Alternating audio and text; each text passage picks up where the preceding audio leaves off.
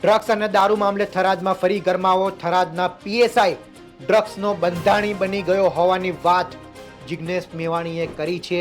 જનતા જાગી જશે એ દિવસે અધિકારીઓ મોં બતાવવાને લાયક નહીં રહે. કાયદો તોડે તો જિગ્નેશ મેવાણી હોય કે હર્ષ સંઘવી હોય, પટ્ટા ઉતરવા જ જોઈએ તેવી વાત જિગ્નેશ મેવાણીએ થરાદમાં કરી છે. ત્યારે થરાદમાં ફરી રાજકીય ગરમાવો થઈ ગયો છે. જે દિવસે આ ગુજરાતની જનતા જાગી ગઈ, કોઈને મોં બતાવવાને લાયક નહીં રહો. આજ થરાદની અંદર એક પીએસઆઈ એ પોતે ડ્રગ્સનો બંધાણી બની ચૂક્યો છે.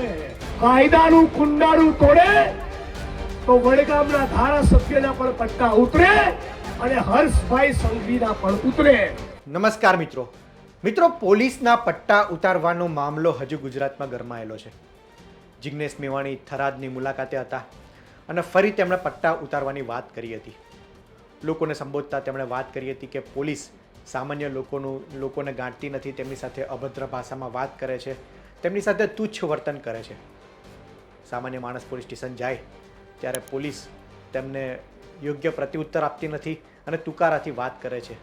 આ ઉપરાંત જિગ્નેશ મેવાણીએ ફરી ઉગ્ર સ્વરૂપમાં જે સારા અધિકારી છે તેમની વાત નથી, તે તો સારું કામ કરે જ છે, પરંતુ જે ભ્રષ્ટ અધિકારી છે, સત્તાના નશામાં ચૂર છે, તેમના પટ્ટા હું ઉતારીશ જ, અને દારૂ તો પટ્ટા તેમના ઉતારીને જ રહીશ તેવી તેમણે વાત કરી હતી.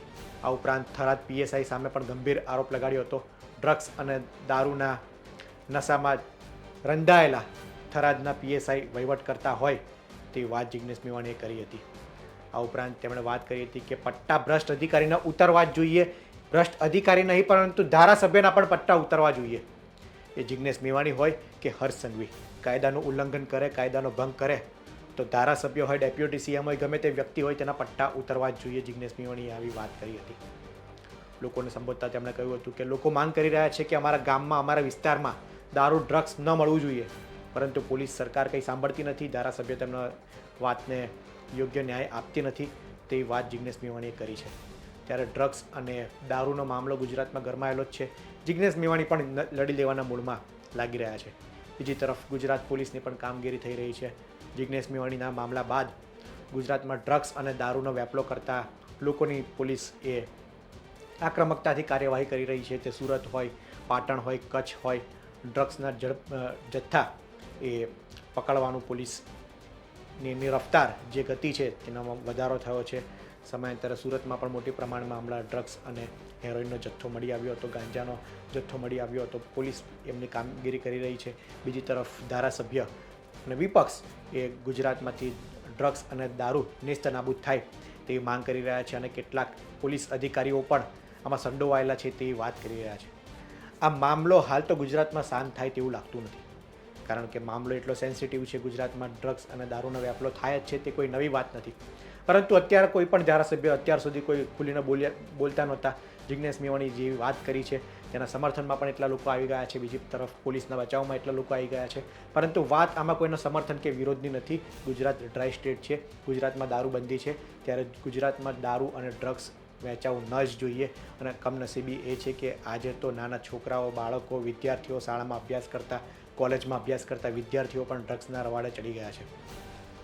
જિગ્નેશ મેવાણીએ શું કહ્યું તે સાંભળીએ. ગુજરાતી તરીકેનું બહુ ગંભીર અપમાન કહેવાય કે આપણા ગામની બહેનો, માતાઓ, વડીલો, ભણે ગણેલા લોકો સતત કહેતા હોય કે ભાઈ મહેરબાની કરીને ડ્રગ્સનો ધંધો મારા ગામમાં નહીં આવવો જોઈએ, મારા ગામમાંથી જુગારનો, દારૂનો અડ્ડો બંધ કરાવો, મારા તાલુકા, મારા શહેરમાંથી કુટણખાના બંધ કરાવો. અને છતાં સરકારી તંત્ર, પોલીસ પ્રશાસનના પેટનું પાણી ના લે એનો મતલબ એમ કે તમારી કોઈ વેલ્યુ કરતા નથી. આપણે જાણીએ છીએ જે ભ્રષ્ટ અધિકારીઓ છે, જેનામાંથી સત્તાનો ઘમંડ છે, પોલીસ સ્ટેશનમાં જઈએ તો આમ કરીને કામ કરે છે ને, આવી રીતે જ વાત કરે છે ને. સારા અધિકારીઓની વાત નથી. જે બદતમીઝ છે, જે ભ્રષ્ટાચારી છે, જેને રૂપિયા છાપવા છે, જેને વહીવટો કરવા છે, જેને જુગાર અને દારૂ અને ડ્રગ્સમાંથી કમાવું છે, એ સત્તાના નશામાં હોય છે.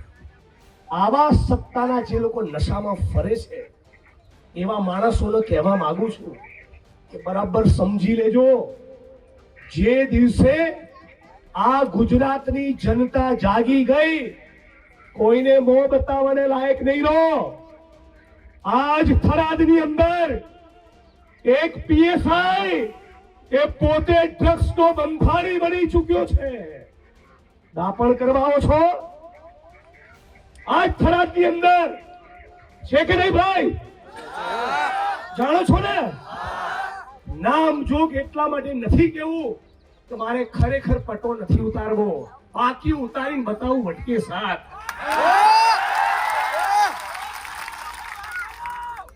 અને કહું છું, પટ્ટા ખોટું કરનારા ધારાસભ્યના પણ ઉતરે, કાયદાનું કુંડાળું તોડે તો વડગામના ધારાસભ્યના પણ પટ્ટા ઉતરે અને હર્ષભાઈ સંઘવીના પણ ઉતરે.